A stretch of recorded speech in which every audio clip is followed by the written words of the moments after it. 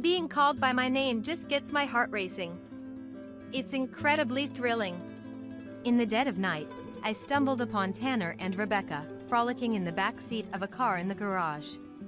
Shocked by the unbelievable scene before me, I locked the two of them in the garage and headed back to my parents' house. I want to show those two, who've been making a fool of me, what real hell feels like. Back at my parents' house, I explained the situation to my parents and another person, asking for their cooperation in my revenge. Everyone agreed, and I resolved to make Tanner and Rebecca experience true hell. My name is Natasha. I'm a newlywed. I met my husband, Tanner, back in our student days. We were classmates in high school, worked together on committees, and had a few interactions. But that was the extent of our relationship. I never imagined that someone like him would approach me now, as adults. "Natasha, I really do love you," he said. Our relationship began right after graduating high school. During our final cultural festival as seniors, Tanner started to get involved with me, and we began to interact as friends. Despite barely knowing each other, he started pursuing me relentlessly right after graduation. I couldn't understand why a guy who was so popular among girls during our school days would be interested in someone like me. Even when I asked him why, he would simply say he was smitten, never providing a concrete reason. Suspicious of his motives, I spent 6 months investigating, but couldn't find any convincing reasons, and eventually, overwhelmed by his persistence, I accepted his proposal. If I just wanted to date and ditch someone, I wouldn't put in all this effort. "Can't you trust me already?" "I truly love you, Natasha," he said. Hearing those words, I began to consider trusting him. But as a novice in love, it took a lot of courage for me to date someone as popular as him. That's when I turned to my older sister, Rebecca, for advice. Rebecca was beautiful and stylish, rumored to be among the most popular in school, as I heard from her classmates. I thought consulting with Rebecca, who had plenty of experience in love, would help me find the answer. When I talked to her about it, her encouragement felt like a gentle push forward. "Just for dating, a playboy wouldn't spend 6 months. I really think Tanner is serious about you, Natasha. Why don't you accept it?" Rebecca's words convinced me to start a relationship with Tanner. A year went by. In the beginning, Tanner was incredibly kind. He treated me like a princess. He took me to my favorite places, and every anniversary, birthday, and event was celebrated with a surprise, making it feel like a dream. For someone inexperienced in love like me, all these felt like fairy tale moments, and I was thrilled to have taken the chance with him. Until the day we decided to get married. "What's with this filthy room? I like things clean. You know what happens if you turn this place into a dump, right?" After deciding to get married, we bought a new house. Tanner worked as a laborer in his father's company, earning around $40,000 a year. He didn't have the means to buy a house. Yet, disliking used things, Tanner insisted I stretch our finances to purchase a new home. Calling household management a hassle, he dumped all responsibilities on me, living freely himself. "This is your house too, so I wish you'd help with the cleaning. I have a job too, so let's support each other, okay? You can at least tidy up, can't you? I work as a nurse with irregular shifts." Tanner actually spends more time at home and earns $30,000 less than I do. Despite the significant differences in time and money, he doesn't cooperate at all. I cover all household expenses, while Tanner only spends his salary on leisure and consumables. Before marriage, he spoke of mutual support and striving together. But after moving in, Tanner changed completely. He became a total freeloader. I once tried to get him to cook, but the taste and his knife skills were disastrous. The house ended up a mess, and I gave up on having him cook. If I let him do the laundry, he'd throw everything in together, causing shrinkage and color bleeding. He was far from trustworthy. Even Mary, my mother-in-law, had concerns, but I never anticipated it being this bad until I saw it with my own eyes. "You're the one who told me not to do housework, right?" Now you're making it sound like it's my fault when you start getting called out? Initially, I patiently taught him household chores, but Tanner was short-tempered and prone to violence. Just mentioning household tasks triggered such reactions, and out of fear, I once said I'd handle everything myself to avoid his outbursts. But I'm only human. Nursing is many times harder than people think. My stamina has declined since my early 20s, making it tough to balance home life with work. And on top of that, the household chores have more than doubled compared to when I lived alone. I often wish I had extra hands. Is it so wrong to ask for help in such circumstances? Tanner becomes immediately enraged, showing his aggressive side whenever his sore spots are poked. Once, when I dared to stand up to him, he threw things against the wall and almost injured me. I've been scared of him and even considered divorce, but each time he would become uncharacteristically kind, showering me with love as if he were a different person. I'm sorry, Natasha. I'll never do this again. I truly value you. Please don't leave me. I genuinely love you. I can't live without you. Rarely feeling needed by others, I couldn't dismiss such affection from Tanner and saw no alternative but to forgive him. He was the first person I truly loved. I couldn't envision a life with good encounters after losing him. Such thoughts were reinforced by various things said by Rebecca and Tanner during our relationship. No one else would put up with someone like you, Natasha. If you leave Tanner, you might spend your life alone. At that time, I was completely dominated by the thought that no one but Tanner could love someone like me, a belief instilled by his manipulative words. Even when I thought about leaving, memories of our relationship and Tanner's need for me held me back. It's like the saying, the one who falls in love loses. I was completely ensnared by Tanner's manipulative tactics. I want to support you if I can, but housework is just not my thing. I'm counting on you for that. Please don't say such sad things. I'll try to do what I can.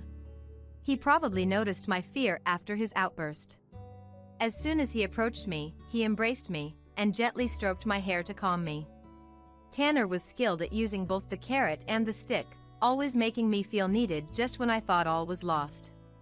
For someone shy and introverted like me, being needed and loved by someone was a way to affirm my existence. Tanner had great communication skills and was an observant person. He was adept at manipulating someone to the brink of life and death. I was frequently bullied during my school days, which affected my self-esteem. Tanner exploited this, convincing me he was the only one who needed me. He claimed to love and accept even my flaws. Little did I know at the time, this was all part of his manipulative tactics. To be honest, it never even crossed my mind. Until the day I witnessed that scene. As our first wedding anniversary approached, encouraged by my parents, we decided to have a wedding ceremony with Tanner. Rebecca had her wedding at a garden, but where do you plan to have yours? Maybe a church wedding would be nice? The decision to have a ceremony was partly due to my parents' suggestion. Dad and Mom have always been deeply concerned about me. They know I'm the kind to care for others, sometimes at my own expense, readily sacrificing myself for the sake of others. When I became a nurse, they worried if I could truly handle it. You have a kind heart that tends to overdo things. Remember, it's not good to always put others first. Take care of yourself too. Despite their worries, they were my biggest supporters when I decided to become a nurse. Dad's concern also came to the forefront when it came to my marriage. Usually not one to meddle, Dad for the first time wanted to have a serious talk with Tanner and invited him over. Natasha is our treasure. If anything happens to her, I'll never forgive you. Are you prepared to take care of her? Dad didn't hesitate to intimidate Tanner, who seemed nervous. But Tanner didn't flinch and insisted earnestly that he wanted to marry me. I also want a solemn atmosphere for the wedding, so maybe we should look for a church. I know I've been a burden to Natasha, so I want to make the main event especially wonderful for her. Lost in thought, Tanner's voice brought me back to reality. Seeing Tanner smile sheepishly made my heart race. I never imagined he thought that way. Partly because his words and his everyday actions are so different. I wish he would be more kind on regular days and not just on special occasions. If we could just eat together, watch movies in the living room and laugh, I'd be so happy. Why does Tanner have to say such awful things? Does he really love me? Does he really need me? Having little experience with relationships, I kept wondering if something was wrong with me. Maybe Tanner's lack of desire is because I'm lacking in some way. I must try harder. I convinced myself, suppressing any thoughts of confronting Tanner. Contrary to my feelings, Dad and Mom seemed impressed by Tanner's words, looking at him kindly. "You're lucky, Natasha, to marry such a good man." My parents thought Tanner was a good husband. And at that time, so did I. It's true, Natasha is so lucky. She's not good at much besides housework. Are you sure you're not missing anything, Tanner? Rebecca, who happened to be there, sat next to Tanner without hesitation. She flirtatiously placed her hand on Tanner's knee and looked up at him. No. That's not true at all. Rebecca is the opposite of me, sociable and beautiful. She's always fashionable and brand conscious. And thanks to her husband who runs an IT company, she lives a lavish lifestyle. Rebecca often looked down on me, belittling me to elevate herself. But she too was adept at getting her way, manipulating me skillfully. Back then, I didn't realize I was being used by Rebecca. I felt happy to be relied on and pampered. Is that so, Natasha? You too shouldn't let go of such a good man so easily either. After all, you're just a burden with no redeeming qualities. Rebecca! Such mockery was a routine occurrence. She used her pretty face and tears as weapons, pushing people away from me. Everyone seemed to side with Rebecca. The only exception was my parents. Mom always scolds Rebecca sharply whenever she mocks me. Seeing no way to turn the situation in her favor, Rebecca quickly leaves the scene, but the pain in my heart lingers. What was a joyful moment is ruined by Rebecca's words.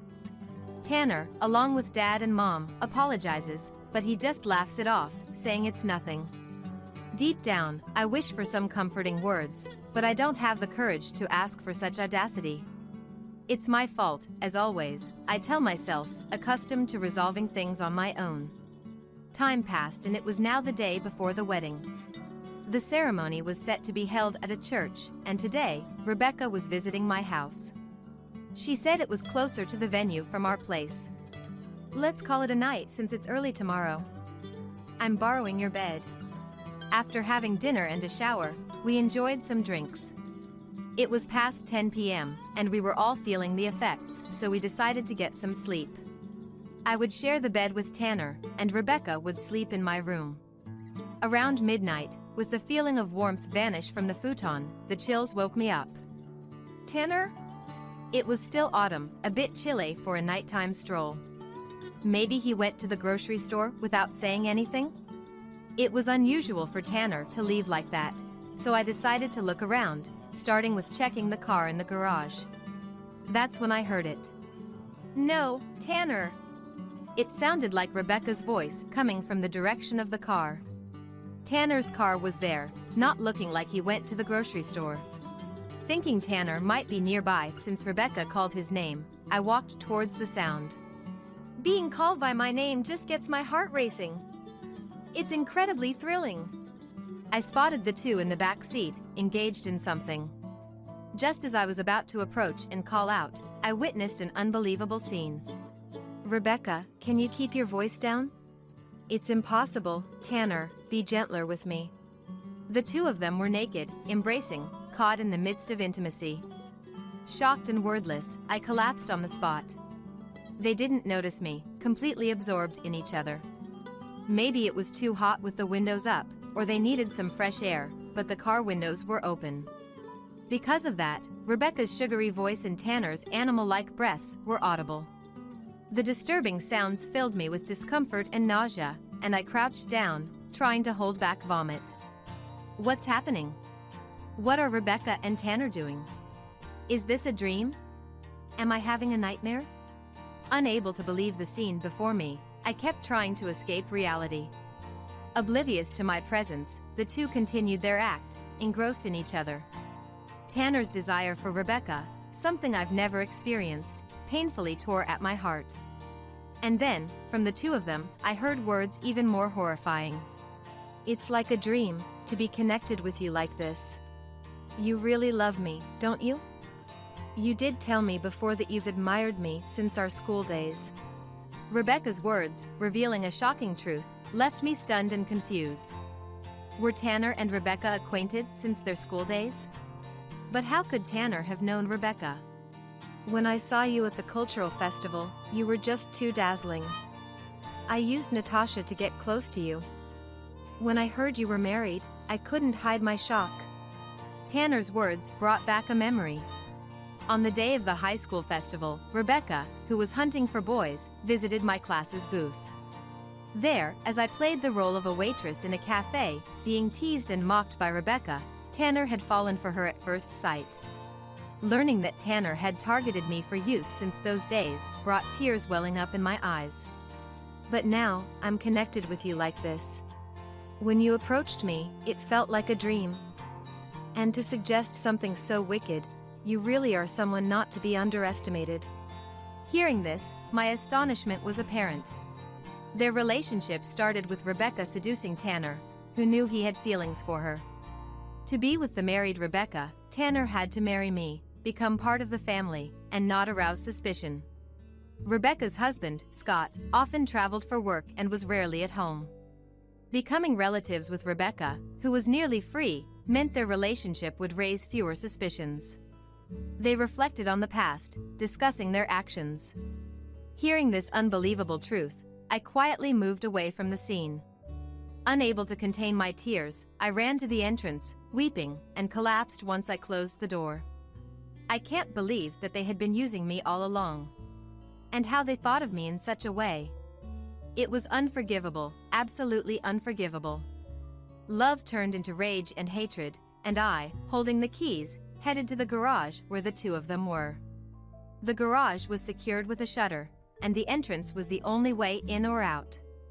By the time I returned, both were exhausted, quietly sleeping in the back seat. Perhaps they never thought I would find out. With a sigh at their foolish actions, I slowly closed the shutter and locked it.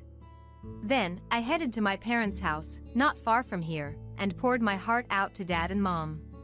"What's wrong, Natasha? At this hour? And your clothes?" Arriving in my pajamas, Dad was taken aback with his eyes wide. Mom, concerned, immediately let me into the house. Both were somehow awake, which made me wonder. It was unusual for them, with their regular lives, to be up at this time.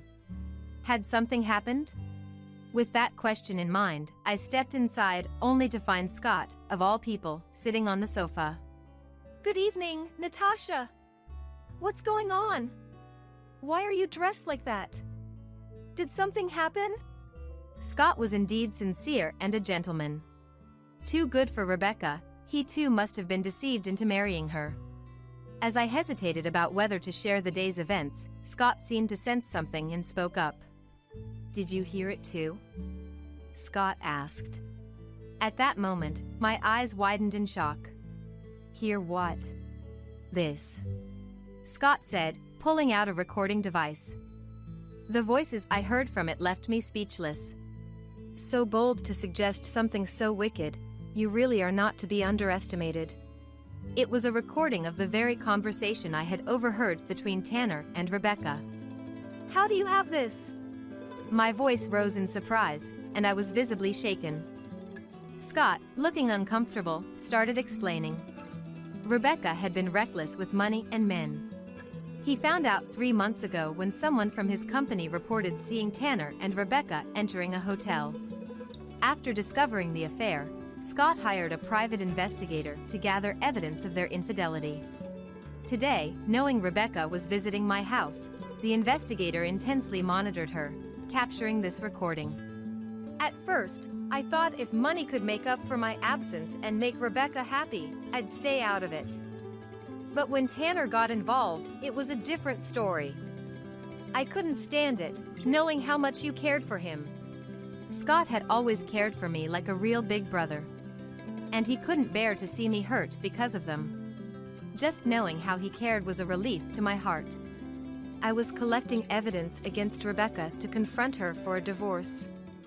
I got the decisive evidence today and came to discuss it with your parents. Turning to Dad and Mom, I saw them looking distressed. Dad was even apologizing profoundly to Scott. I'm sorry for Rebecca to do such a thing. We're deeply ashamed as parents. We know an apology won't make up for it. Please, do whatever you feel is necessary to find peace. Watching Mom cry and apologize, my heart ached. Please, lift your heads. It's not your fault. Those who used Natasha and committed these acts are the ones to blame. Though Scott must be hurting too, he remained composed and comforted my parents. After calming them down, he turned to me. Natasha, what are your wishes? I'm fine as long as I can sever ties with Rebecca. But you must want more than that. Yes. My wife seduced your husband. I bear some responsibility. I want to support you fully, so you can find closure. Empowered by his resolute gaze, I declared my desire for revenge. I want to show those two who belittled me what true hell feels like. Overwhelmed with anger and frustration, I let my tears flow freely. Looking up at Scott, I voiced my true feelings for the first time. I want them to taste despair. Leave the financial aspect to me. I'll do everything I can. What do you want to do with those two? Hearing Scott's words, I candidly voiced a plan that had come to mind. I have to say I was surprised at how quickly such a daunting idea had occurred to me. Scott, Dad, and Mom all agreed to cooperate upon hearing it. And so, our family's revenge plan commenced. Natasha!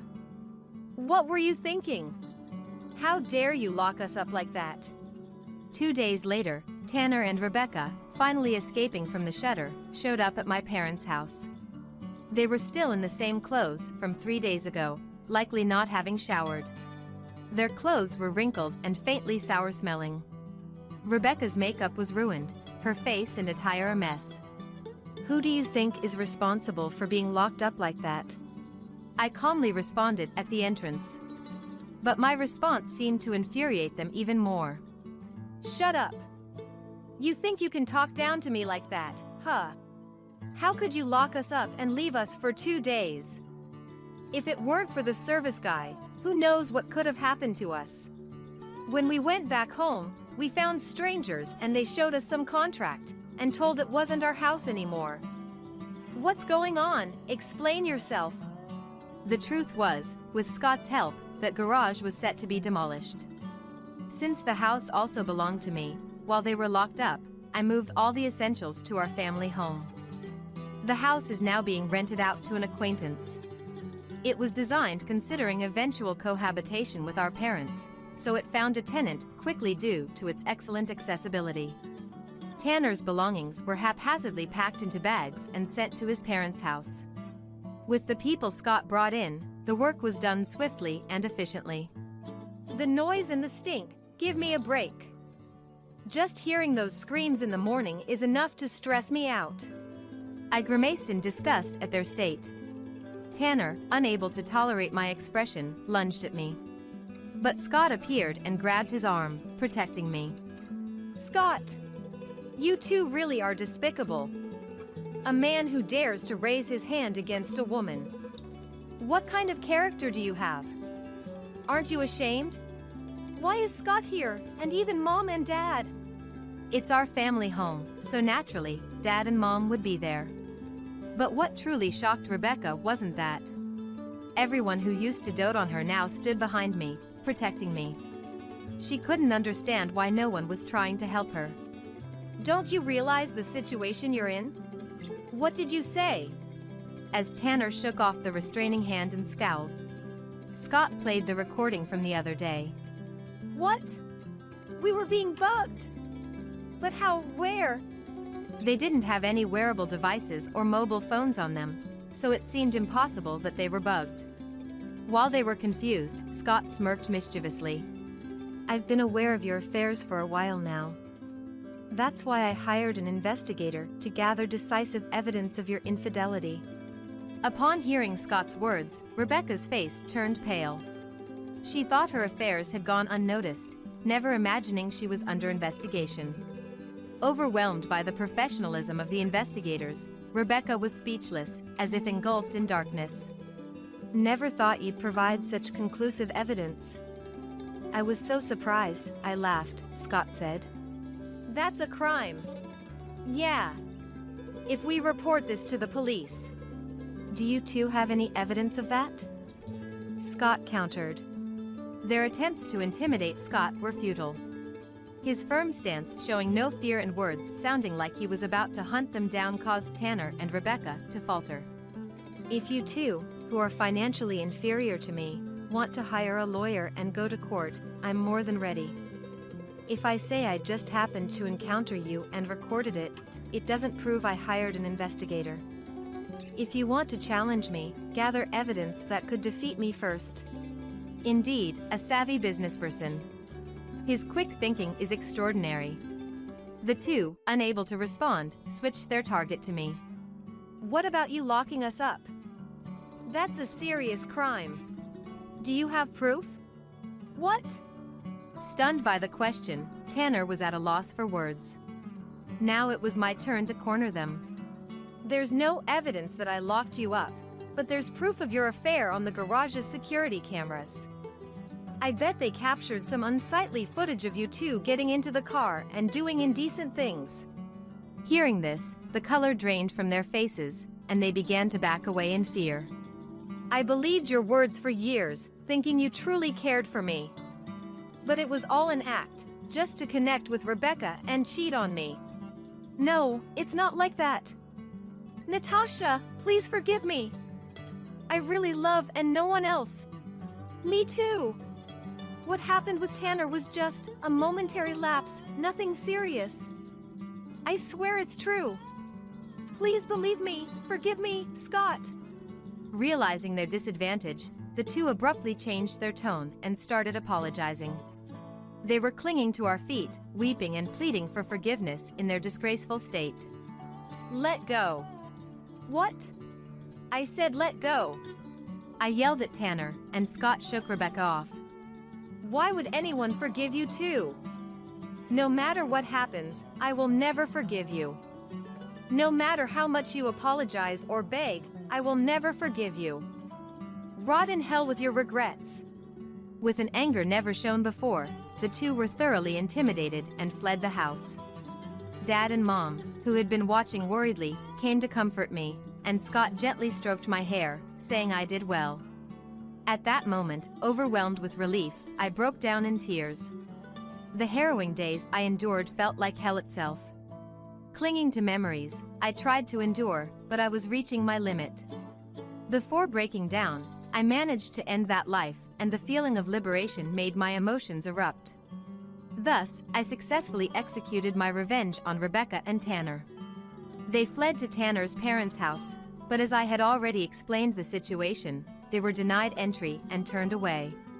Moreover, due to their misconduct, John, my father-in-law, refused to employ him any longer. Tanner was already problematic at the company, so it didn't take long for him to be disowned, as I learned later.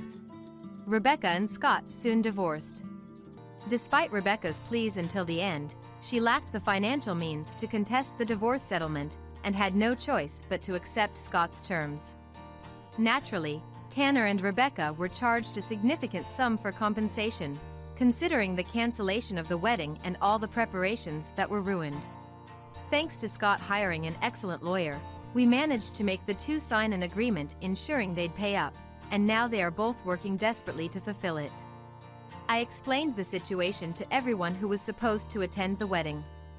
They were all disillusioned but supportive, offering understanding and assistance. I also made sure to explain the situation to the neighbors when the two were locked in the shutter for 2 days. I didn't want any commotion or the police getting involved, which would jeopardize the plan. Being well liked by the neighbors and Rebecca being known as the unpleasant sister who always looked down on me, everyone sided with me. As a result, Tanner and Rebecca are now viewed coldly by everyone.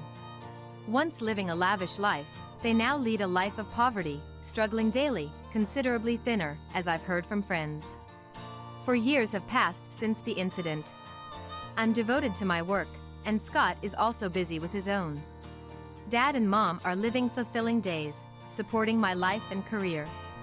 They even encourage me to find happiness when I meet the right person, motivating me to look forward. Hoping to make them proud, I'm also investing in self-improvement. Laura here. Annabelle. Melissa. If you're there, please answer. I banged on the door loudly, but there was no response at all. Just as I was about to leave, thinking they might have gone out, I heard the sound of a key turning. When the door opened, there stood my granddaughter Melissa. She looked anxious, but her face lit up when she saw me. "Granny!" she exclaimed briefly and hugged me tightly. I picked up Melissa and went inside. The room was eerily quiet, and Annabelle was nowhere to be seen. "Melissa, did Annabelle go out somewhere?" Melissa just nodded in response to my question. As we moved further into the house and reached the living room, I noticed half-eaten snacks on the table. I put Melissa down and asked her again. "It's lunchtime, but you were eating snacks?" "Yeah. When Dad's not here, Santa Claus comes and brings me snacks." "Santa Claus? He comes on days when Dad's not here and brings lots of stuff. Mom looks so happy about it. But it's a secret from Dad. Because it would bother Santa Claus." Hearing this, I became certain of something. Annabelle's flashy outfit the other day was for meeting this Santa Claus. I immediately started to search the house for evidence. I am Laura. I work at a cafe near my home. I lost my husband about 20 years ago, and since then, I have been raising my son Nicholas on my own. Since my husband's passing, the regulars at the cafe have been looking out for me in various ways. With their support, Nicholas grew up well and became independent as a working adult. I shared this joy with all the regulars. A few years after Nicholas started working, he married a woman named Stephanie, and they had my granddaughter, Melissa. Lately, my greatest joy has been seeing Melissa. She seems to have taken a liking to me, which makes me incredibly happy. My hobby is knitting, and I make sweaters and hats, gifting them to her whenever I can. "Melissa, I knitted a sweater for you." Seeing the sweater I made, Stephanie also smiled warmly. "Thank you as always." "Melissa, make sure you thank her properly." "Thank you." She held the sweater I gave her dearly, humming a tune as she took it to her room. Watching her back, Stephanie and I talked about Melissa's future. Everything was supposed to be fulfilling. But misfortune strikes suddenly. Stephanie fell seriously ill. I took care of Melissa instead, praying fervently every day for Stephanie's recovery. Nicholas, too, was busy caring for Stephanie and comforting Melissa whenever he could. We believed Stephanie would recover. However, after years of fighting the illness, Stephanie passed away. But there was no time to grieve. We still had young Melissa. With Nicholas busy at work, I started to go to his house to take care of her. Seeing Stephanie's resemblance in my granddaughter's face, I vowed to do everything to make Melissa happy. A few years passed by. I was at Nicholas's house, cooking dinner for Melissa as usual. Nicholas returned from work with a serious look on his face. "Mom, I need to talk to you, just the two of us." He took Melissa to her room and returned alone after a while. I wondered what it was about. A bit anxious, I opened my mouth. "So, what's up?" Nicholas looked embarrassed. "Well, actually, I'm thinking of remarrying." "What?" I blurted out loudly. Then covered my mouth, worrying Melissa might hear. Nicholas continued seriously. "Sorry, I know it's shocking. I didn't intend to at first. But thinking of the future, I worry about Melissa being lonely." Indeed, Nicholas had a point. I'm taking care of her now, but there's no guarantee I can continue to do so. Melissa is still young, she might accept a new mother. I understand. I'll support your decision. So, what's she like, the woman you're seeing? Relieved, Nicholas smiled for the first time. She's a junior at my company.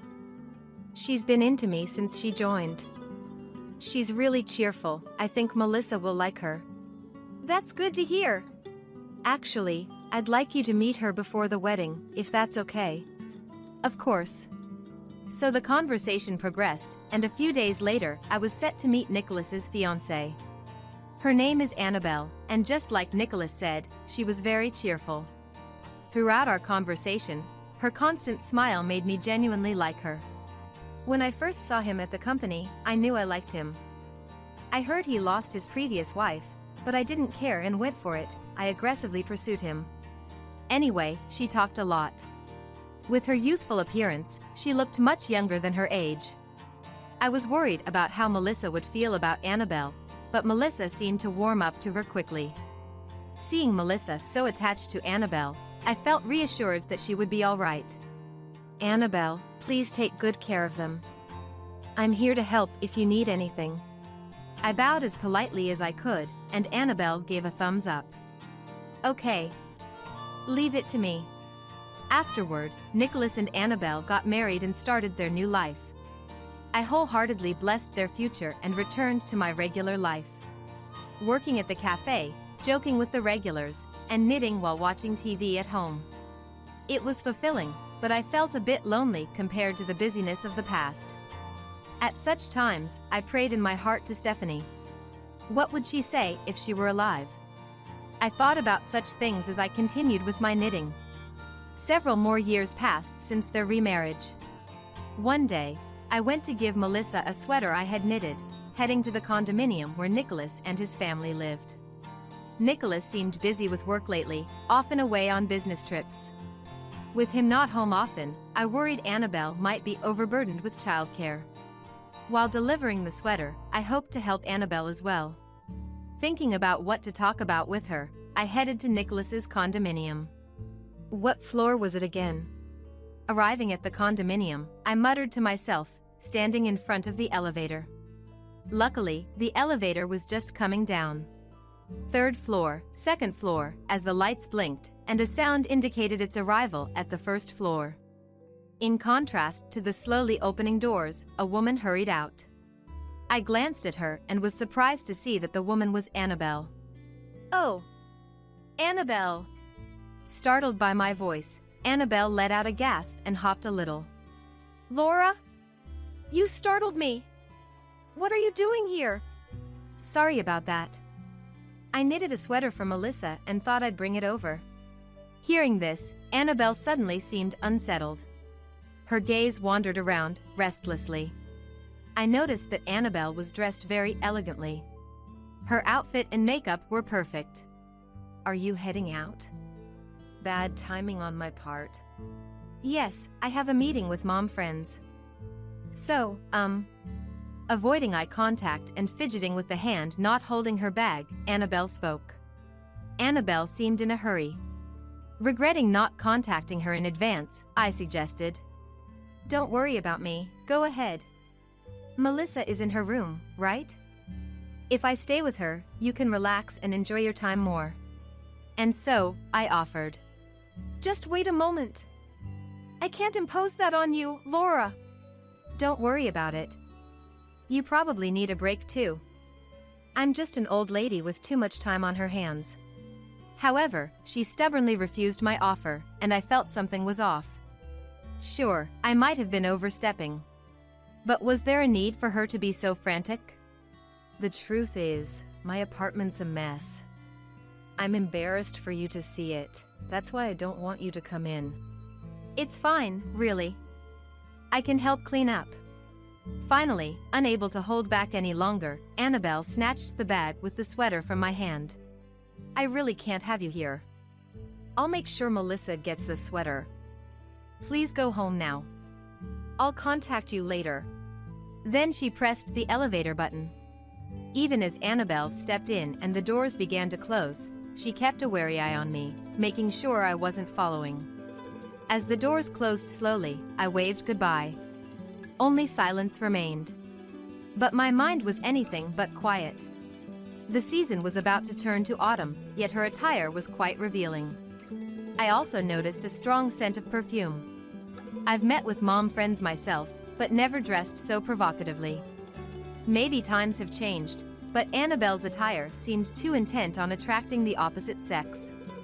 Moreover, the once bright smiling Annabelle didn't smile at all. Instead, she had a glaring look that concerned me. I wanted to chase after her, go to the apartment, and clear my doubts. But Melissa was there too. Not wanting to cause a commotion, I decided not to. I watched the elevator light ascend with a feeling of unease. With worries in my heart, I left the condominium quickly. That night, while knitting and watching TV, I suddenly got a call from Annabelle. I stopped my work and answered the phone. Hello. Hello. Granny. Melissa's innocent voice came through. Her voice instantly made me smile. Melissa. It's been a while. Have you been well? Yeah. And thanks for the sweater. I'll treasure it. Her words brought relief. Annabelle had indeed given it to her. That's all right, dear. If you ever need another, I'm always here to knit one for you. Really? That's so nice. Granny, you're like Santa Claus too. The phrase Granny, you're like Santa Claus too oddly struck me. As if there was someone else giving gifts besides me. Yes, indeed. You're such a good girl, Santa Claus must visit you a lot. I subtly tried to confirm the meaning of her words. Melissa. Don't say unnecessary things. I faintly heard Annabelle's angry voice from the background. Unaware that I could hear her, Annabelle continued scolding in a stern tone. You've already said thank you, right? Hang up now. Yes, okay. Sorry, Granny. I have to go now. Melissa's voice was trembling. More than being upset about being scolded, she seemed frightened by Annabelle's voice. Understood. Call me again later. With that, I ended the call and picked up my crochet hook again. The interaction between the two felt oddly strained for a mother and child. Due to a vague unease, I found it hard to continue knitting. Annabelle's flashy attire from the afternoon and Melissa's fearful voice from earlier. Could something troubling be happening? I knew I had to do something, but wasn't sure what. I sat motionless for a while, pondering my next move. That's it. Nicholas. I should talk to Nicholas. With his image in mind, I immediately grabbed my mobile phone and called Nicholas.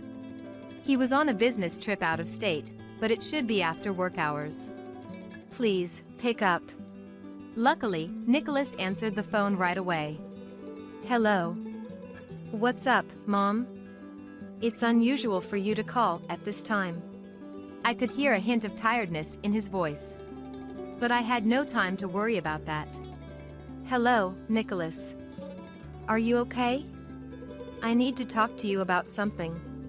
I'm fine, but what's wrong? Did something happen? Sensing urgency in my voice, Nicholas's tone became serious. I told him about visiting the condominium with the sweater, encountering Annabelle in the elevator hall, and then about Melissa earlier. Nicholas listened quietly as I spoke. After I finished, he replied, I understand the situation. Indeed, it does sound concerning. He let out a deep sigh. That's what I thought. I can't stop thinking about it. While I was frantic, Nicholas seemed surprisingly calm. What should we do? What if something happens to Melissa? Just wait a moment, Mom. Panicking won't help. I think Annabelle is just stressed because I've been busy. We shouldn't make a fuss about it. Calmed by Nicholas's advice, I regained some composure. You're right. I'm sorry for jumping the gun. That's okay. But we can't just leave it at that. I'll talk to my company and try to cut my business trip short. We can go to the house together when I'm back. Indeed, it's better to act together rather than rushing in alone. I agreed with Nicholas's suggestion. Understood. Let me know when you've decided on a plan. Yeah. But keep this a secret from Annabelle, okay? Talk to you later. After hanging up, I let out a deep sigh. Nothing was resolved yet, and the unease hadn't disappeared. But hearing Nicholas's calm voice had indeed eased my mind a bit. Nicholas has really grown up. I need to stay strong too. Reminding myself of this, I waited for Nicholas's call with a shifted mindset. Soon after, Nicholas contacted me saying he could return earlier than planned. We arranged to visit the condominium together and hoped for the day to come quickly. All I could do was pray for Melissa's safety. Stephanie, please protect that child. I beg of you. I continued to plead in my heart. Finally, the day arrived. Leaving my house earlier than planned, Nicholas was not yet there. After informing him I'd enter first, I took the elevator to the apartment. Reaching the door, my heart raced. I mentally rehearsed what to say to Annabelle and braced myself before ringing the doorbell. I rang once, twice, but there was no response from inside. Unable to wait, I knocked on the door. Laura here. Annabelle. Melissa. If you're there, please answer. I banged on the door loudly, but there was no response at all. Just as I was about to leave, thinking they might have gone out, I heard the sound of a key turning. When the door opened, there stood Melissa. She looked anxious, but her face lit up when she saw me. Granny! She exclaimed briefly and hugged me tightly. I picked up Melissa and went inside. The room was eerily quiet, and Annabelle was nowhere to be seen. Melissa, did Annabelle go out somewhere? Melissa just nodded in response to my question. As we moved further into the house and reached the living room, I noticed half-eaten snacks on the table. I put Melissa down and asked her again. It's lunchtime, but you were eating snacks? Yeah. When Dad's not here, Santa Claus comes and brings me snacks. I decided to ask Melissa about the doubt that had been on my mind since the other day. Melissa, who is this Santa Claus? While eating the snacks, Melissa shook her head. I don't know. He comes on days when Dad's not here and brings lots of stuff. Mom looks so happy about it. What does Mom say about him? Does she mention Santa Claus's name? Melissa tilted her head in confusion. I don't know. She always leaves with Santa Claus quickly. Only Mom comes back. So, Santa Claus visits often because you're a good girl. But Dad doesn't know, right? Yeah. Dad's never met Santa Claus. Mom says not to tell Dad because it would upset Santa Claus. Hearing this, I was convinced that Annabelle was entertaining an unknown man while Nicholas was away. Presumably, that's what she planned when I tried to deliver the sweater. That would explain Annabelle's behavior at that time. And Melissa, receiving sweets and toys, really is believing in Santa Claus. A cheap way to keep her quiet. That's when I noticed Melissa's clothes were dirty. Melissa, stay here for a moment. I had a bad feeling. Looking around the house, my fears were confirmed. Dirty clothes scattered everywhere, unwashed dishes piled up in the kitchen. Carefully avoiding the mess, I opened the fridge. It was nearly empty, with only expired food inside. Shocked by the state of things, I returned to the living room.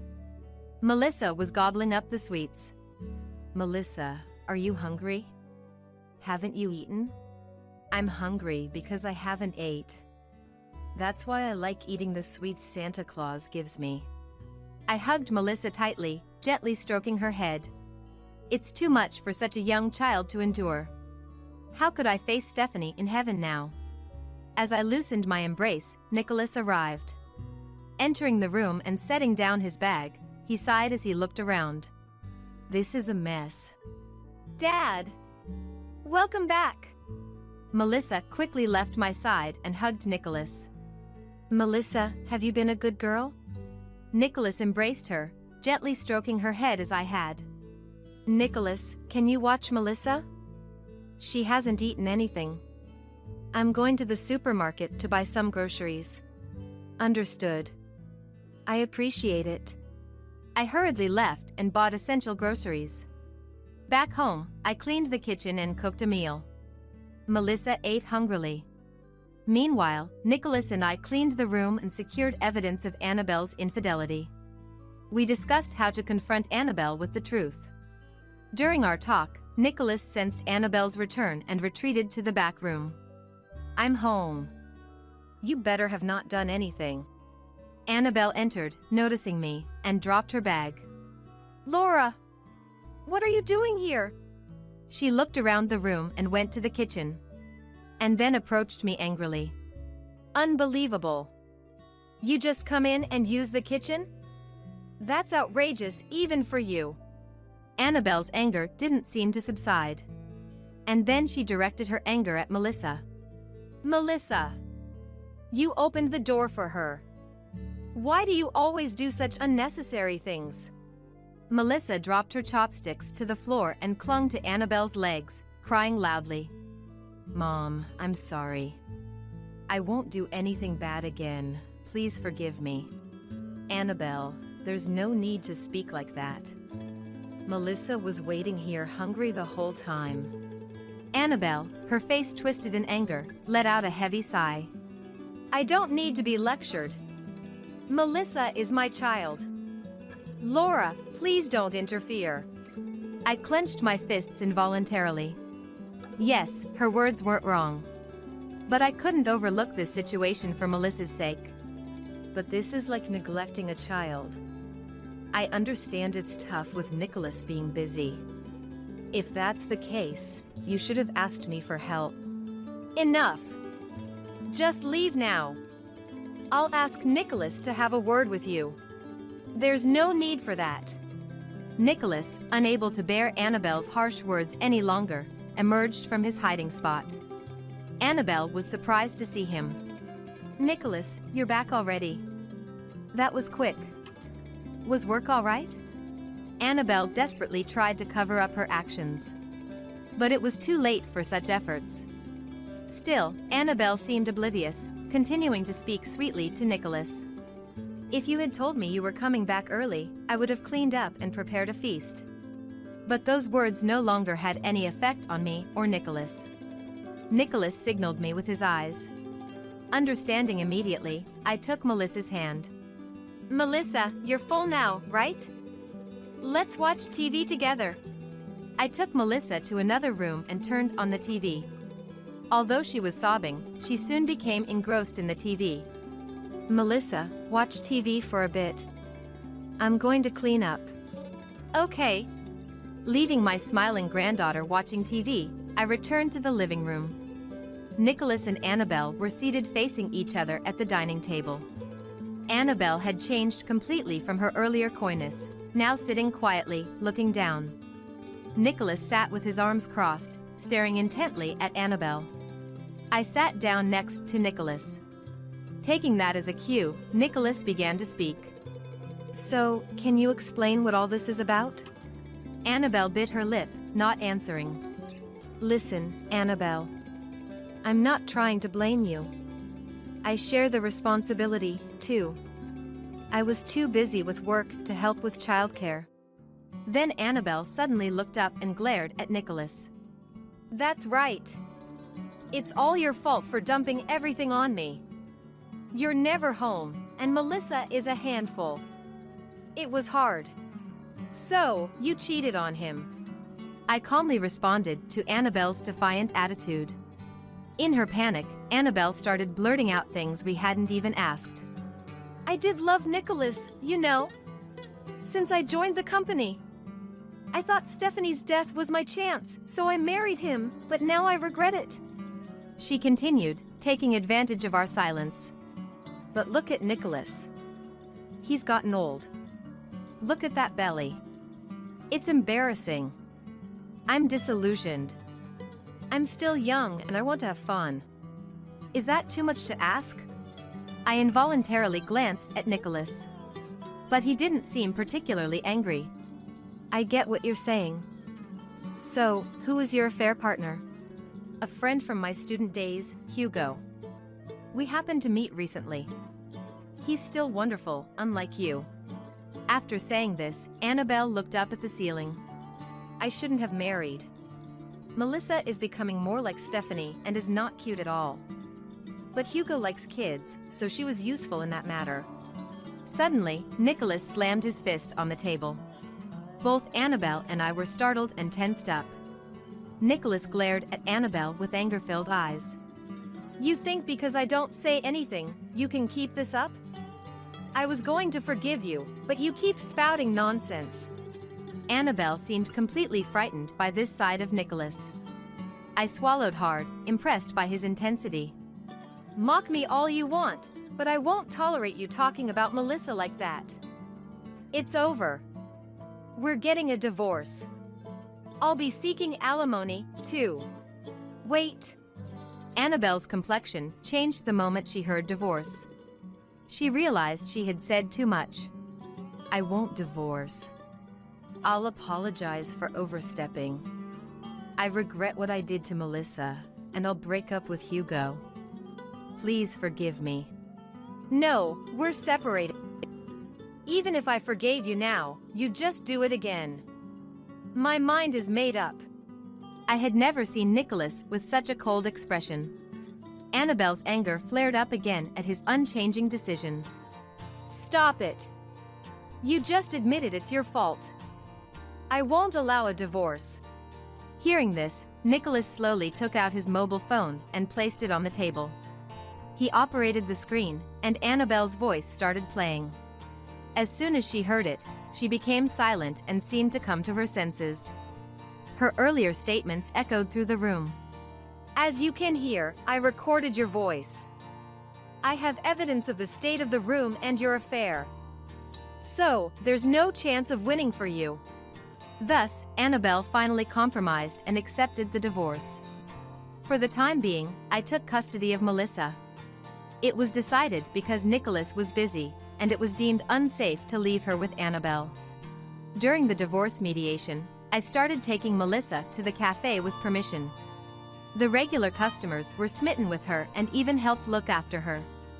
When I explained the situation to them, one of them, a former detective, suggested filing a criminal complaint. With enough evidence, it would be possible, he advised. I immediately informed Nicholas, and we began preparations for a criminal case. Simultaneously, the divorce mediation also progressed smoothly. Thanks to the evidence we had secured in advance, Nicholas successfully gained custody. I am truly glad I consulted with Nicholas at that time. Regarding alimony, since Nicholas also had some fault, the amount wasn't significant. However, Annabelle couldn't afford it, so her parents agreed to pay on her behalf. Subsequently, Annabelle was arrested. Following the trial, she is now incarcerated. Melissa was anxious until the turmoil settled, but she quickly cheered up thanks to the regular customers and our emotional support.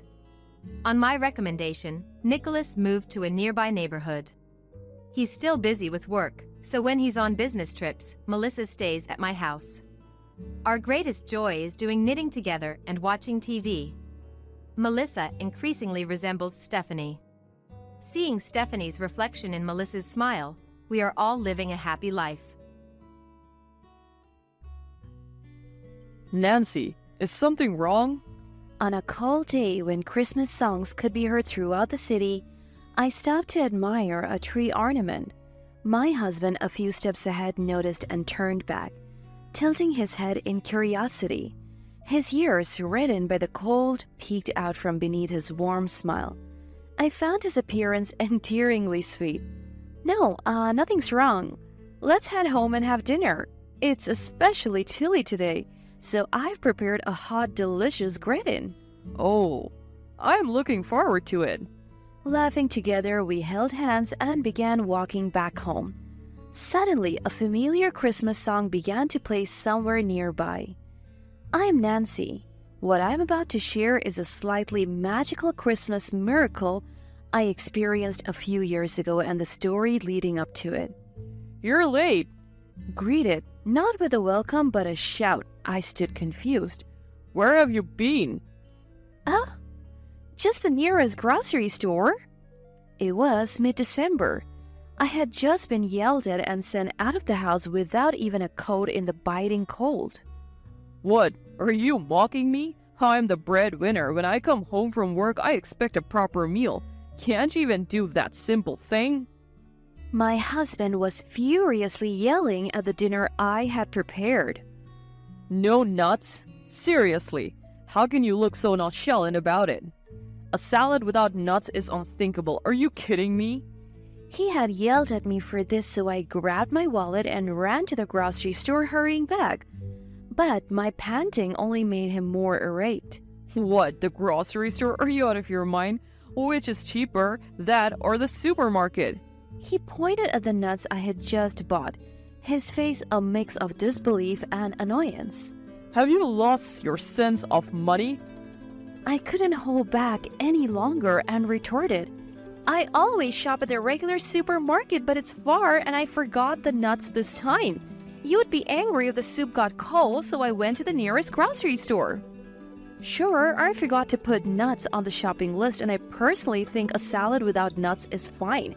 I don't understand why he has to be so angry. But my husband's anger didn't subside at all. Are you kidding me? Not even going to apologize? I did apologize earlier, didn't I? What's that attitude? You always... My retort only fueled his anger further, and for nearly an hour he continued to vent his frustrations at me. Finally, he snapped. How can I eat this cold stuff? He flipped the salad plate and stormed out to eat elsewhere. A few days later, I was cleaning the yard of my childhood home, which was for sale, and decided to visit the neighborhood grandma. Hey, Grandma, your revelation, it's the first time it didn't come true. I never did any revelation. Grandma, who had adored me since I was little, smiled ambiguously. What? Everything you said since I was a kid came true. If it wasn't revelation, then... a prophecy? I chuckled wryly. Remember when you told me not to go shopping downtown today? Lightning struck the store I was going to and it caught fire. And when I wanted to laze at home and play games the day before a day off, you advised me to go out because it would be sunny. I reluctantly went, and when I returned, there had been a burglar at home. If I had been there, I would have encountered the burglar. Thinking back, it still scares me. The burglar, later caught elsewhere, had a knife. The thought of what could have happened frightens me. Grandma had accurately predicted many things, like a real prophet. Hey, Grandma? Even when I tried to dismiss it as coincidence or imagination, Grandma listened quietly as my voice faltered. Mom was a single mother. Wouldn't have been prepared for her illness if you hadn't predicted it. She said, Grandma made a revelation. Nancy will have something incredibly joyous happen this Christmas. It comforted her, knowing her daughter would have a future filled with smiles. Grandma's revelation in the hospital had been a beacon of hope for Mom, and a testament to her love for me. So when John proposed to me on Christmas, I thought this was the revelation. John, whom I met through an acquaintance, seemed humble and kind, but after marriage, he became domineering and, like the recent nut incident, got angry on trivial things, complaining the meal was too cold or the fruit too warm, despite being the one ignoring the food for his phone. I felt suffocated, constantly criticized for everything I did, be it cooking, cleaning, or laundry. I don't want to go home to him. I murmured, fighting back tears, but then, isn't it getting late? Don't you have dinner to prepare? Grandma looked at the sky, urging me, heavy-hearted, to get going. I felt gently rejected and slowly stood up. It's okay. If you stand firm on your own feet, you will face many hardships. But you'll find happiness. A truly joyous Christmas is coming. Live upright and true. God is watching. I turned quickly at the words whispered to my bowed head. Is that a revelation? Who knows? I'm just Grandma. She dodged the question with an ambiguous smile. Alright, I understand. If I try hard, John will change, right? Maybe it's too early to consider the revelation wrong. I decided to switch gears and keep trying. Yet, Dinner, bath towel, iron shirt? my husband's attitude worsened at an accelerating pace.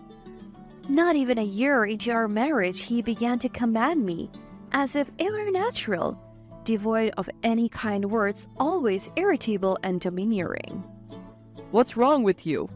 Oh, what happened? One night again, he was angry. You don't greet me when I come home tired from work and instead wander around until this hour, and now you want me to microwave the meal? Don't joke with me.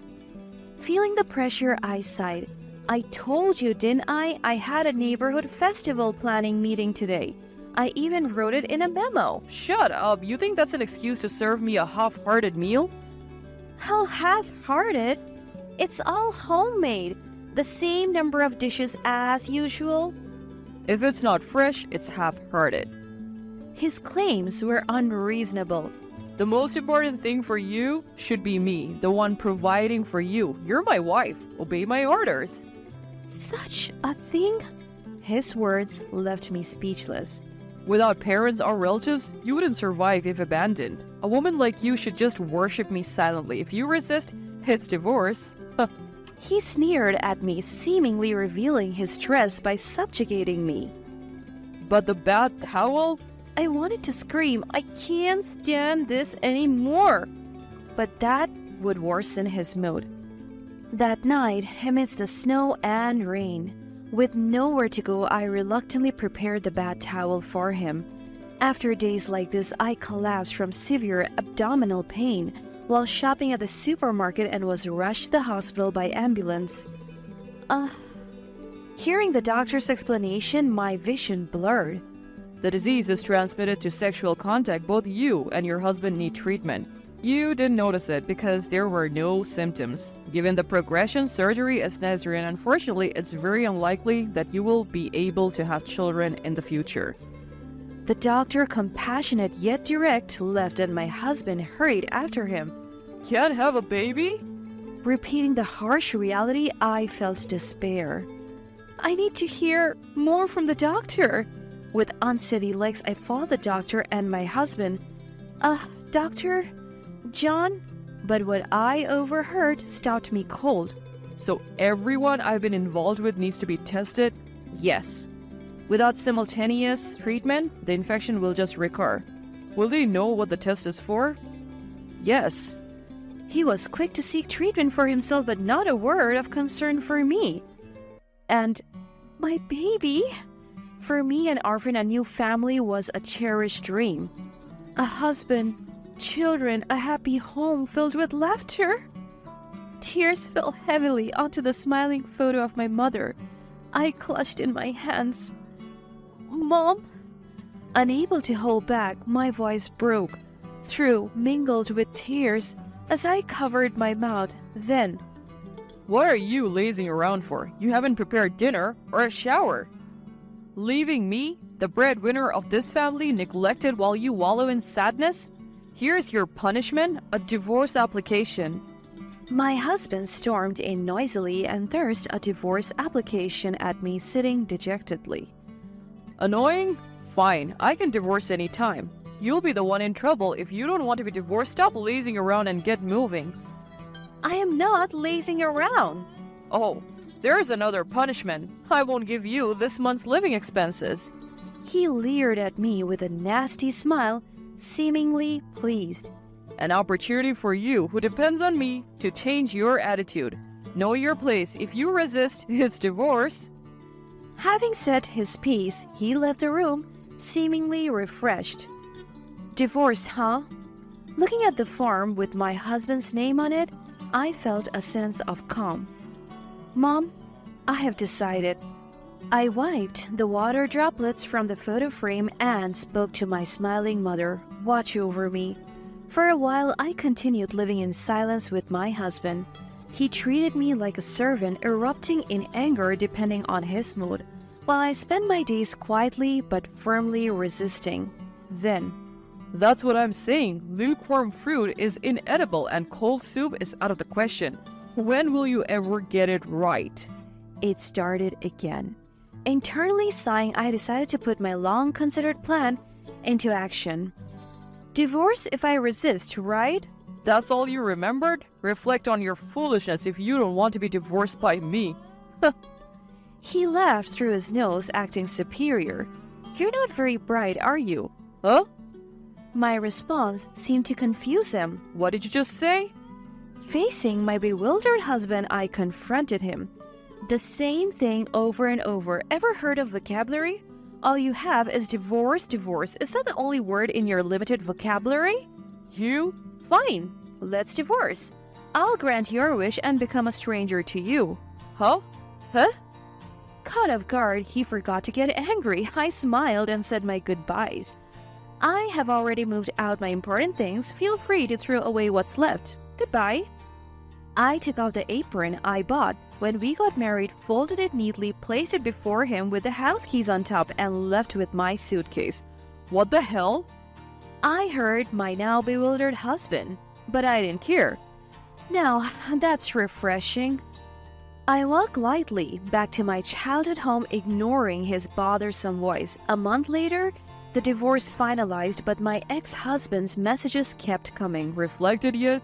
I'll forgive you if you apologize. As a wife, I ignored the barrage of messages I had never experienced during our marriage, silencing the notification. But his persistence led me to meet him one last time at his parents' house. Why are you ignoring me? Perhaps avoiding harsh words due to his parents' presence, my ex-husband spoke with a facade of civility. You never replied to my messages. Oh, those? Turned off the notifications. Huh? Too persistent. I am persistent? Yes. So, what do you want with a stranger? You... As I replied nonchalantly, his face gradually reddened with anger. What's that attitude? My parents are here. What do you mean by... sorry. Finally, he raised his voice, but noticing his parents' disapproving looks, he apologized for the first time in our marriage. I managed to suppress my urge to mock him as he apologized. Wow, you can apologize? That's amazing. Continuing the conversation, I asked, so what do you want with your ex-wife after the divorce? Despite the presence of his parents, my ex-husband seemed puzzled by my relaxed demeanor, but got to the point. Hold on, aren't you suffering after divorcing me? How are you managing to live now? He feigned concern despite never once visiting my family home. I'm saying if you want, we can reconcile. You must be happy, right? As if? What's he thinking? I nearly burst out laughing. I am neither happy nor struggling. I earn enough for myself, plus the living allowance you give was just $250 a month, remember? It was never enough to sustain life. Actually, I think you're the one struggling without someone to do the housework. I have been much more comfortable since I became single. Reconciling makes no sense to me. My response visibly rattled him. Huh? But you were supposed to be a housewife. I mean, discussing such precise amounts isn't appropriate here, right? My ex-husband stammered, constantly glancing at his parents. John, you're not a little boy caught doing mischief. Calm down. And no use pretending. I know all your secrets. What? I silenced him by revealing my secrets. You're mistaken. I was never just a housewife, remember? I told you about living abroad as a child due to Dad's job. I used my Spanish skills from that time to work as a translator from home. There were plenty of resources on the bookshelf. Huh? But those foreign language books? They were original manuscripts and resources for translation. You never touched them because you couldn't read them. Thankfully, you never found the recording equipment either. Huh? He gasped at the mention of recording. His father, who had discovered the truth, presented the physical evidence. See, they already know how you treated me. Your parents apologized, crying. They said they were sorry for raising a son who could do such terrible things. As he tried to escape the awkwardness, his mother made him sit back down. I then pulled out a document I had prepared. This is the copy of the divorce application I filed. I made sure the part with a sticky note was visible to my ex-husband. What? You know about this, right? No way! His trembling was understandable. I was pointing to the witness section where a name well known to my ex-husband was written. There weren't enough spaces in the form, were there? After all, you had more than 2 affairs, right? Wait a minute. No way I'm waiting. Before I could strike the final blow, a resentful voice spoke up. John, you hid the disease from us, didn't you? And all of us were only involved with you, which means you brought it from somewhere else, right? Oh no. And what do you mean I was just an affair? You said we would get married someday. That's something only a single man should say. Oh. We saw how you treated your wife, not just us. You're a woman's enemy. Humanity's enemy, the worst kind of person. Oh. Surrounded by the woman he had affairs with, my ex-husband was paralyzed with shock. His parents sighed deeply at their son's actions. Yes, I had secretly contacted my ex-husband's mistresses, whom I discovered through a private investigator. I spilled everything to his parents, and that led to this moment. Just give up. Oh my God. Following a strong request from his parents saying their son needed to reflect, the mistresses and I demanded compensation from him. Moreover, his employer, a friend of my ex-mother-in-law, arranged for the payments to be deducted from his salary, ensuring he couldn't escape. Forcibly returned to his parents' home, my ex-husband, under their strict supervision, would be burdened with paying compensation for a long time. 6 years later. Nancy, is something wrong? It was a cold day with Christmas songs playing all around town. When I stopped to admire a tree decoration, my husband, who had walked ahead, turned back and tilted his head, his ears red from the cold. Our young daughter, held in his arm, also had rosy cheeks. Oh, how adorable, I thought, cherishing them deeply. Grandma's revelation was really something, I murmured softly. My current husband is actually the brother of one of my ex-husband's mistresses. We got along strangely well with those women and kept in touch. He was the one who comforted me when I was down. It's a truly bizarre story. If I hadn't married my ex-husband, I probably would never have met my current husband. It seems that hardships do lead to happiness, just as Grandma's revelation said. Moreover, after getting together with him, we even had a baby, despite being told it was highly unlikely. I remember being informed of my pregnancy at the emergency hospital one Christmas when I felt ill. My husband and I jumped for joy. And the nurse, although pleased, chided us to keep calm because of my condition. It's a real Christmas miracle. I think about this deeply every season. Despite being hurt a lot because of my ex-husband, now I am this happy. Mom! Pulled from my thoughts by my daughter, who left my husband's arms to cling to me, I returned to the present. It's nothing. Let's head home and have dinner. It's particularly cold, so I've prepared a delicious hot gratin. Oh, can't wait. Yay! Laughing together, the three of us held hands and walked back home. Somewhere nearby, a familiar Christmas song started playing again. I'm a daughter raised by a single father. As your future mother-in-law, I assure everyone that I will properly discipline her from now on. Please be at ease. Who on earth is telling us to be at ease? The big moment of my life, every woman's dream? During the wedding, a major event, the crazy mother-in-law Mary suddenly grabs the microphone looking self-satisfied. Both the guests and I are appalled. Your beloved son sitting next to me is so embarrassed, he's about to cry. Mary, what are you thinking? Are you out of your mind? My name is Amy, a 32-year-old office worker. I met Potter, who's 2 years younger, on a dating app. After dating for 2 years, we decided to get married. We first went to my dad, who cried tears of joy. I naively thought Potter's parents would react the same, but that expectation was quickly dashed. No way, I don't approve. Someone you met through such an obscure method and moreover from a single parent? I won't accept it. I was taken aback by the uniquely outrageous Mary. Contrary to her father-in-law, Thomas said, Hey, that's rude. Sorry, Amy. I still can't let go of my child. Please, take good care of Potter. I had heard Mary was a bit overprotective, but this was beyond my expectations. She's like a monster. Potter is an only child, and Mary and Thomas married late. Mary was 42 when Potter was born.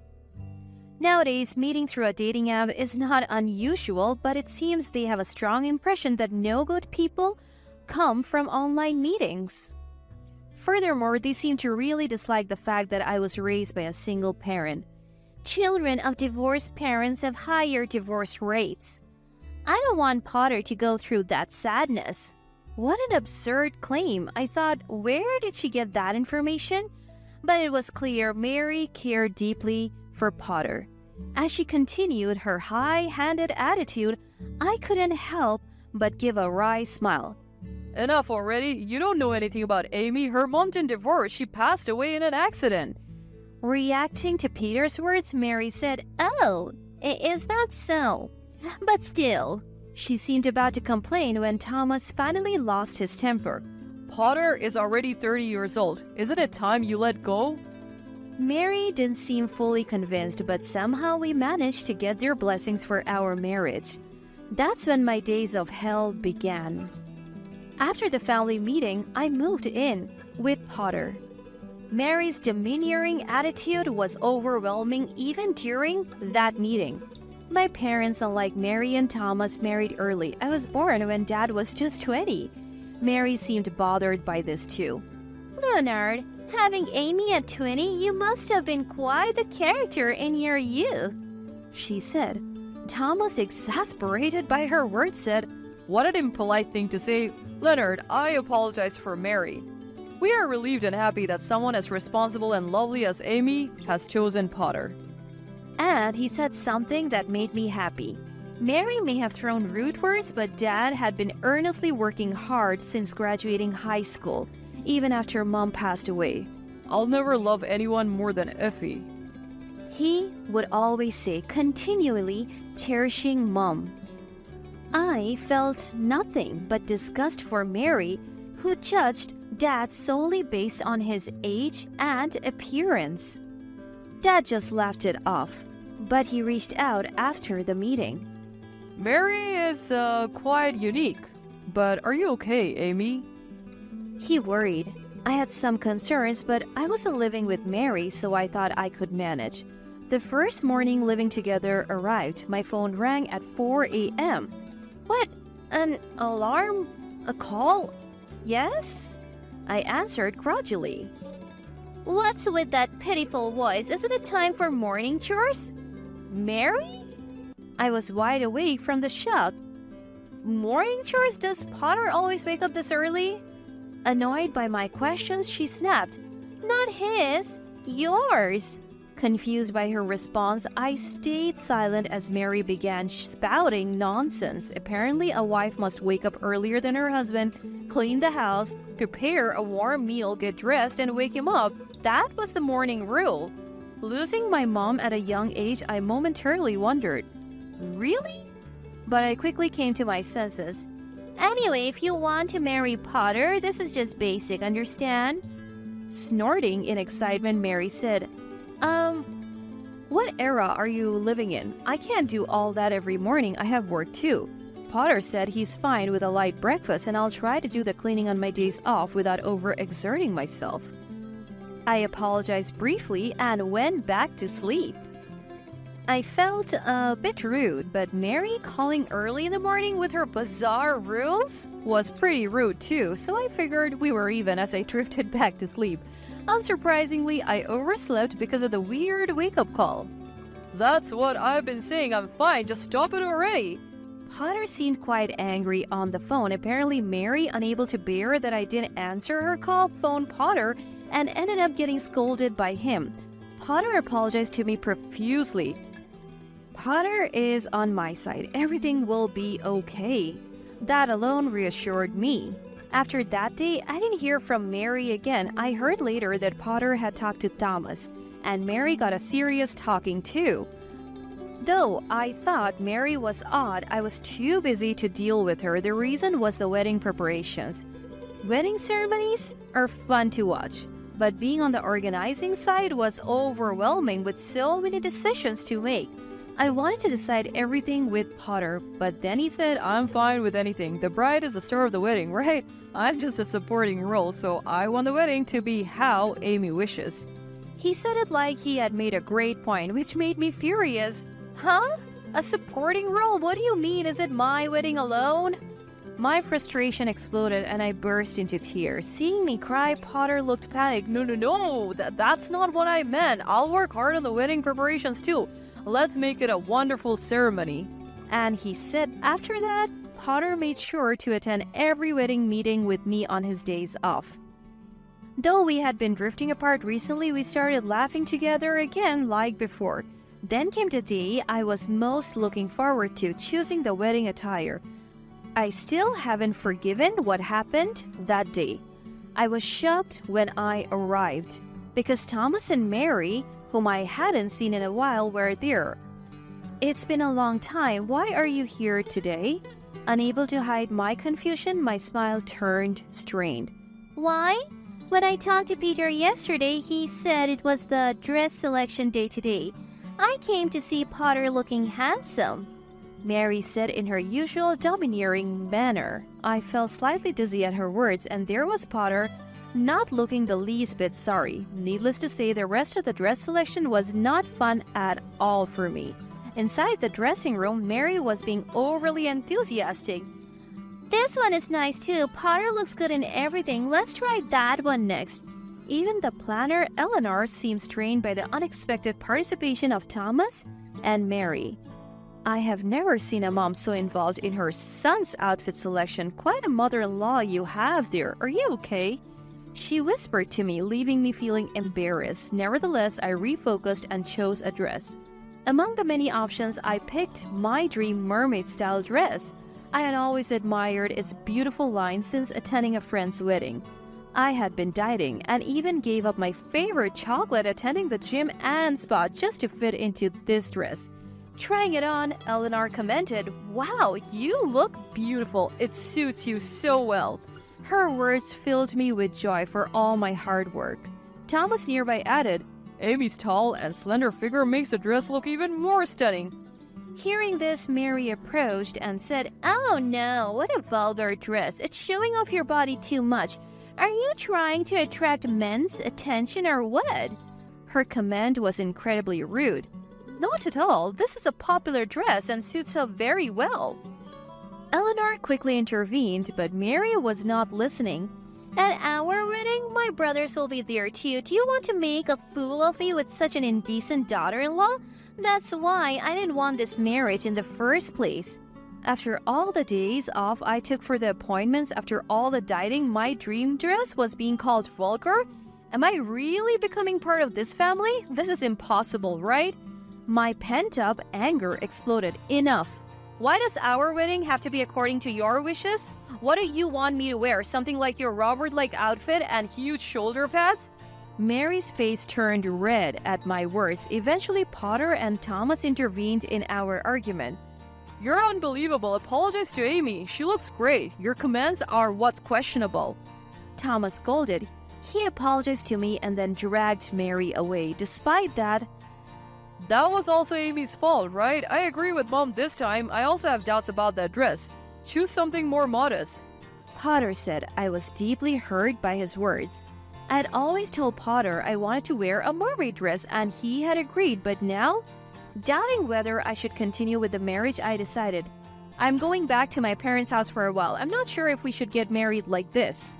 Potter was silent for a moment before saying, "My feelings haven't changed." Despite his words, I went back home. "Dad, I'm sorry. The wedding might be off. To this, Dad simply replied, "I see," and asked no further questions. I felt deeply sorry that Dad had been looking forward to seeing me as a bride. Alone with my thoughts, I began to reminisce about the fun times Potter and I had shared over the past 2 years. We had met on a dating app, introduced by a friend, and at one point I even believed it was destiny. Our family-only wedding was next month, invitations already sent, and my cousins had expressed their excitement. Eleanor had been a great help, and the thought of it all being for nothing just made me sigh. A few days later, after work, Potter asked me to meet him at a cafe. To my surprise, Thomas and Mary were there, and urged by Thomas, Mary apologized to me. "I was wrong last time. Thomas scolded me. I let my anger get the best of me." Mary seemed genuinely downcast. "I have had time to think alone, and I still want to marry Amy. I'll make her happy." I watched the in-laws apologizing before responding. "Understood," I answered with just that. I wanted to stay at my parents' home until the wedding, a wish Potter readily accepted. On the wedding day, a day I will never forget, Mary was in high spirits in the dressing room. "What a lovely dress. It's more elegant than the previous one. I was right in my choice," she remarked. I had given up on the mermaid dress for one chosen by Mary. Not at all to my taste. Eleanor repeatedly asked, "The previous dress suited you so well? Are you sure about this one?" And she repeatedly spoke to me. Honestly, I didn't care anymore about the wedding. The family-only wedding proceeded smoothly until near the end when Mary stood up and grabbed a microphone. "Thank you all for being here for Potter's sake," she began, to Potter sitting next to me. "What? I haven't heard anything about this." As I tilted my head, Potter seemed to be in the same boat, shaking his head. Mary continued, "Amy, being raised by a single father, will be disciplined by me, her mother-in-law, to learn the wife's rules. Rest assured, everyone." "What did she just say?" Mary looked pleased with herself, while Potter seemed embarrassed to tears. The audience was silent, perhaps thinking Mary was joking. "A wife wakes up earlier than her husband to clean the house, prepare breakfast, and must always be well-groomed. At night she cleans again and goes to bed after her husband." She proudly recounted the same things she had told me on the phone before. The guests showed visible disgust, and even Potter's relatives had strange expression. "This is absurd." I watched Mary's one-woman show, wondering if this was her idea of revenge. It was utterly pointless. At this moment, Thomas, sitting next to Mary, interjected, "Is that all you wanted to say?" "What?" Mary seemed surprised that Thomas joined the conversation. "I'm speaking now, be quiet," she snapped. "No, I have had enough. Do you even have the right to lecture others? You used to be diligent with chores when Potter was home. But what about now?" Thomas revealed that since Potter left, Mary had been neglecting household chores, and he was doing most of them now. I couldn't believe how audaciously Mary had behaved towards guests. Thomas's revelation prompted laughter from some guests. Then Dad stood up. "Is my daughter Amy being sent to prison or something? She can't live in such a house. Don't insult my precious daughter." Dad's words brought tears of happiness to my eyes. There were quiet claps around the room. Mary, with her face red and receiving cold stares, looked around in dismay. "Amy, say something. Amy, isn't this situation awkward enough?" Despite his mom creating the situation, Potter pathetically relied on me, so I stood up with the microphone. "Ladies and gentlemen, I'm canceling the wedding here and now. We will return your gifts immediately." The room buzzed with murmurs, some clapping. Potter looked shocked. Mary, too, was surprised by my decision.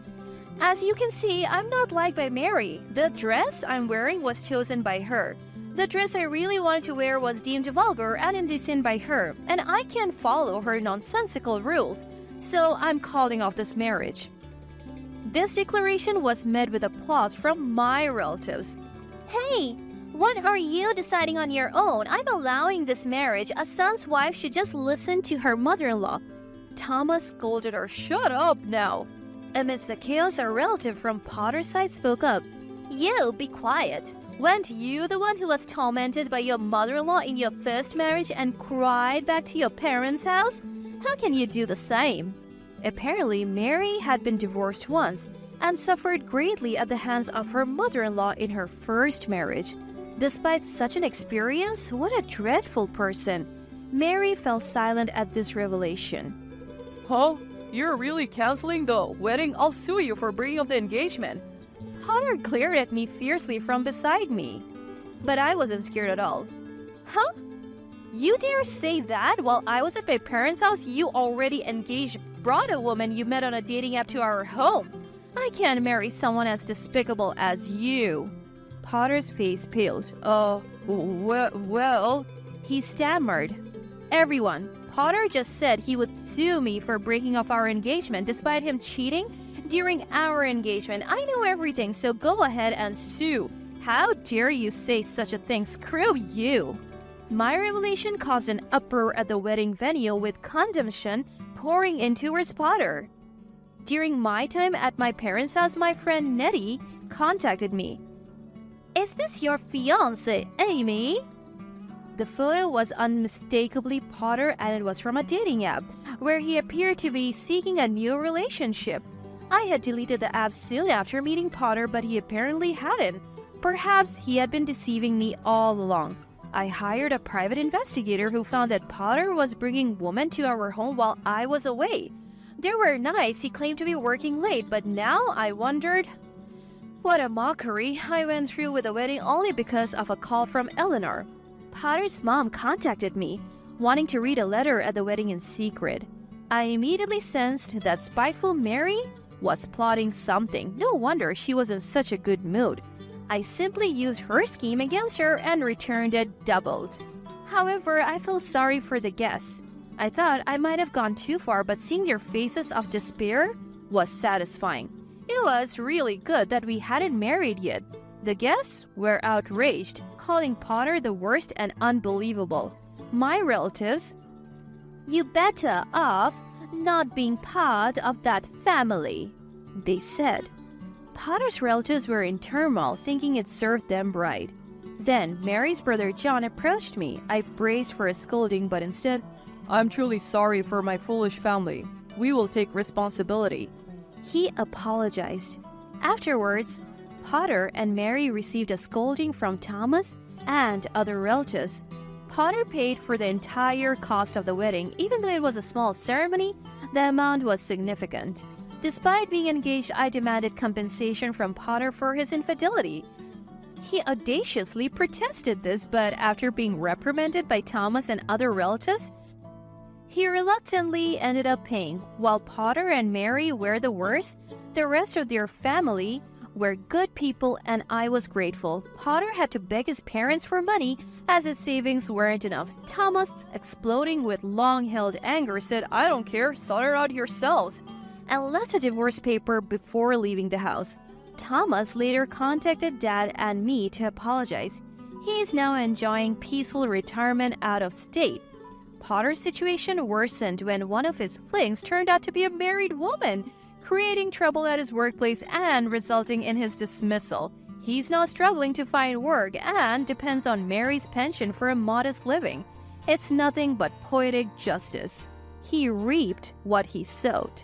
Years later, a friend introduced me to someone and I remarried. I finally wore my dream mermaid dress at my second wedding. When moving out of state for my husband's job made me sad, Dad said, Amy, make sure you're happy this time. I assured him with a smile, of course. Where's the money I've been sending you every month? David and Sarah look emaciated. James, my husband, who had just returned from an overseas assignment, yelled at me as soon as he got home. What do you mean? I was shocked and stared at James, not understanding what he was talking about. I've been saving the money. Why are David and Sarah emaciated? Don't play dumb. You borrowed money from David, right? He contacted me saying they can't afford proper meals. The photos he sent showed both of them terribly thin. What are you talking about? I hadn't borrowed any money from David. They were fine just a few months ago. It's unlikely for them to become so thin so suddenly. James completely believed David's words and treated me as the bad person. I couldn't let myself or James be manipulated by David any longer. That's the only thing I couldn't tolerate. I had to expose David and Sarah's wrongdoing. I'm Amanda, 61 years old. I work part-time at a local bakery. I've been living alone for the last few years. James, my husband, was assigned overseas.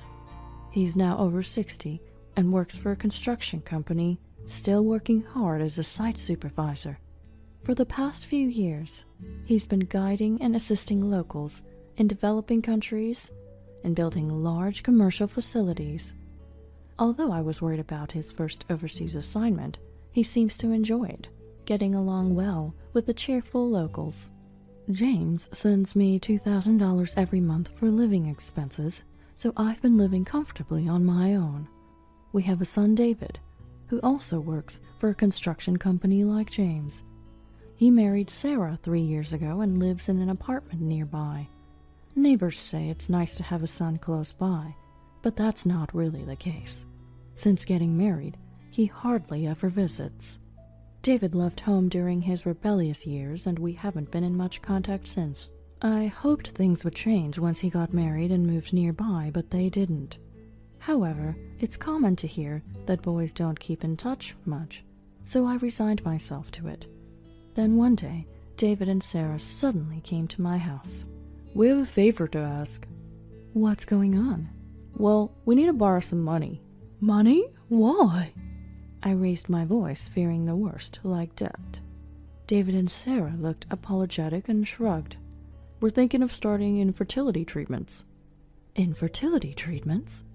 Yeah, it's been 3 years since we got married and we haven't had a child yet. We thought it's time to consider it. That's true. But Sarah, you're still in your 20s. Isn't it too early to worry? Sarah responded anxiously. It's physically challenging if it's too late, and just because we start treatments doesn't mean we'll have a child right away. That's a good point. I've heard it can take years. I had no idea they were seriously struggling with this. The thing is, infertility treatments are quite expensive. Sarah works at a grocery store, but honestly, it's tough. I had heard about infertility treatments on TV. It's a difficult journey that requires a lot of time and money, as I heard from those who've been through it. I wanted to see my grandchild and help my son David if he was in trouble. So I nodded in agreement to David and Sarah's request. I understand. I'll support you both as much as I can. But how much do you need? Actually, we need about $2,500 a month. $2,500 a month? It was not a small amount for me. It was more than what James sends me every month. However, with my savings and part-time job, it wasn't an impossible amount. We'll definitely pay you back, please. I've always had a soft spot for David's requests. David was finally reaching out to me. Being there for him is what a parent does. All right, I'll deposit it into your bank account each month, okay, David? That would help a lot. Thanks, Mom. Thank you, Amanda. David and Sarah left looking happy. Upon reflection, I had one question. Was $2,500 a month really necessary for infertility treatments? Yet, considering additional expenses like diet and medical visits, I thought it might be necessary. 6 months later, the monthly payment of $2,500 to David were not easy. While I could manage with James's remittances and my part-time income, I had to be more frugal than before. So I went shopping at a discount grocery store a bit far from home. On my way back, passing a casino, I spotted 2 familiar faces. David and Sarah? David and Sarah were entering that casino. Could it be a mistake? Curious, I decided to follow them. I went inside and looked for them.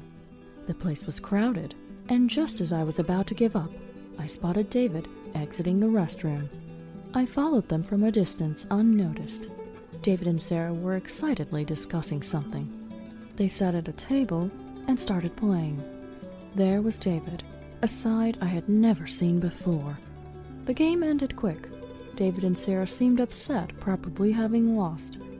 I doubted whether they were really undergoing infertility treatments. They should be using their money for treatment, not gambling. They should have managed their finances before borrowing from me.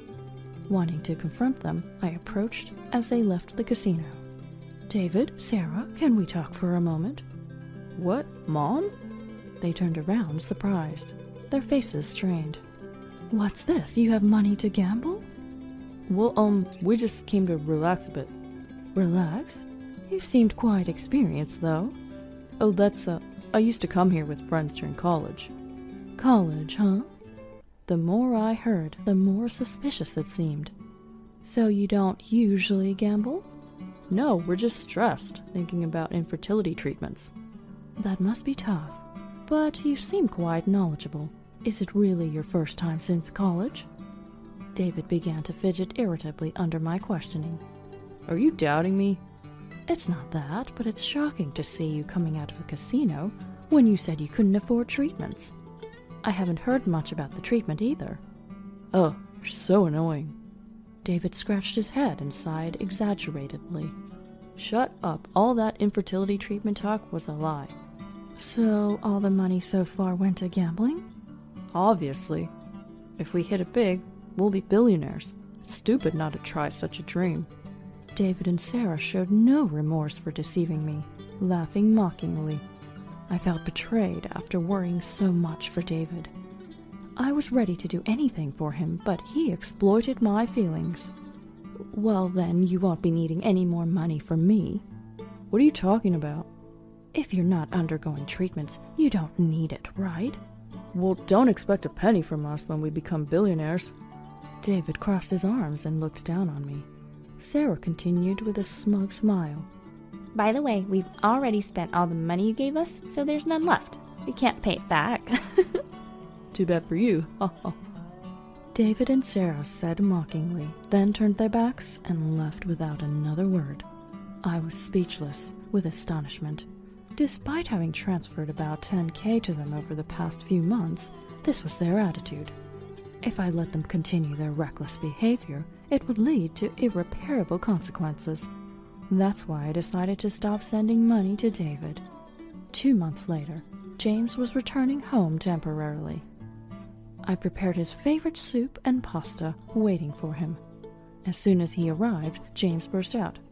Where's the money I've been sending you every month? David and Sarah look malnutritioned. What do you mean? I was stunned and stared at James, not understanding what he was talking about. I've been saving the money.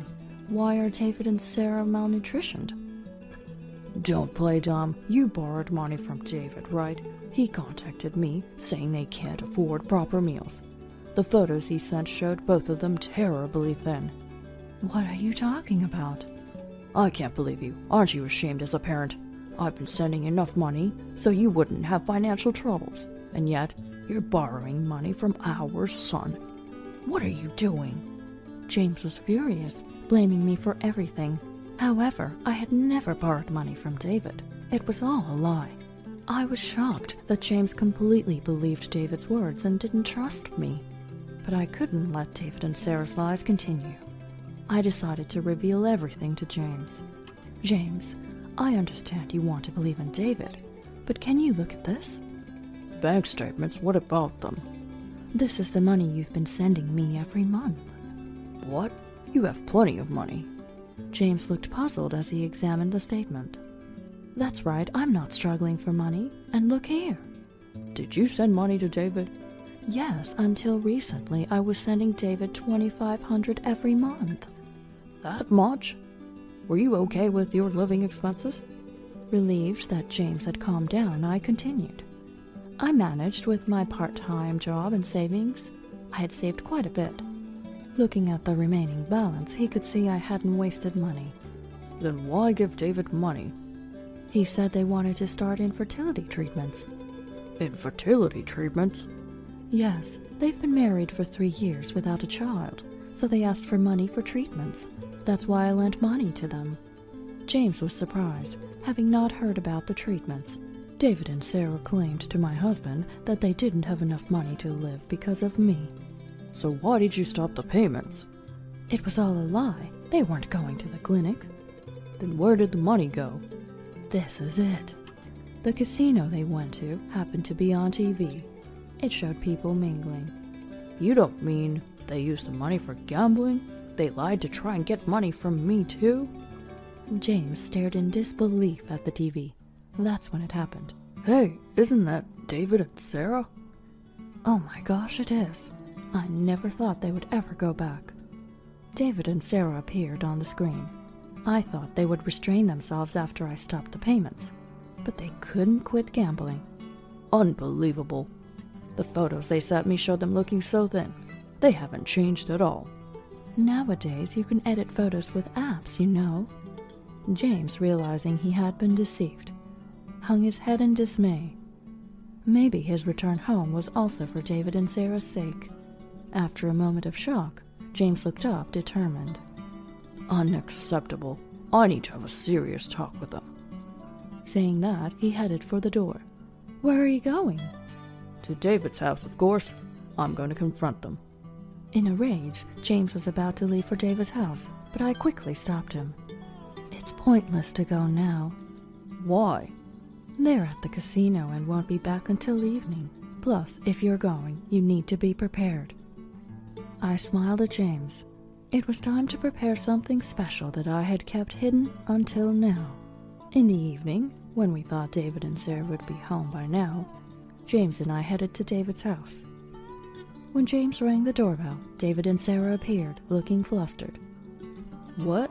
Why's Dad here? Aren't you supposed to be overseas? I heard you two were in trouble, so I came back. You both seem quite well, though. Contrary to the photos James had shown me, David and Sarah looked perfectly healthy but strained. Struggling for food and money, right? Are you okay now? Yeah, some colleagues at my work have been helping us out. I see.